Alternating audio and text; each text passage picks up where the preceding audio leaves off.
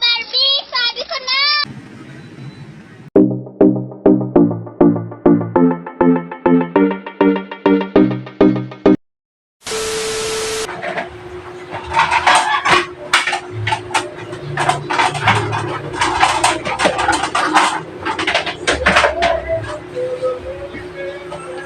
Oh, pre. Nandun ka pala. Kanina ka pa ba dyan? So, ito may papaalala lang ako sa inyo ha. Nag-asawa tayo, hindi para gawing katulong sa loob ng bahay.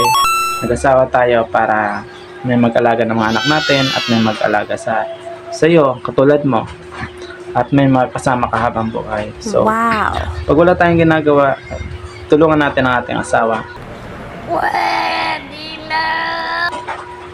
Hindi yung wala tayong pasok, magiinuman tayo ng mga barkada natin.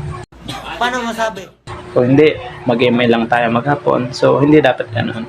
Dapat tulungan natin sila. Tulad nito. Tinan nyo to ha. Panoorin nyo. So, ito ang ginagawa ko pag wala akong trabaho. Tinutulungan ko ang asawa maglaba. Sana all. Yan, maglaba. 1 minute later. So ayun, diretso natin kung anong ginagawa ng asawa ko ngayon.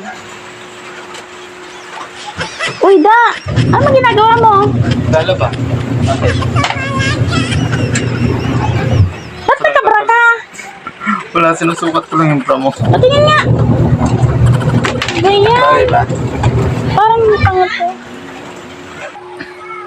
At kung hindi naman maglaba, magluto. 2 minutes later. Dalo ba yan niluluto mo? Talong. Yung favorite mo, talong. Ikaw naman yung pagluluto ko ngayon. Wow, ang sarap! Ayan. Oh, ba't sunog na yan? Isa pagkakamali mo pa, you will be evaporated. Tunog na ba yan? Oh, tignan mo ang kulay oh. Sige, okay na yan. At kung hindi pa sa pagluto, tinutulungan ko pa siya maglinis ng bahay. 5 minutes later.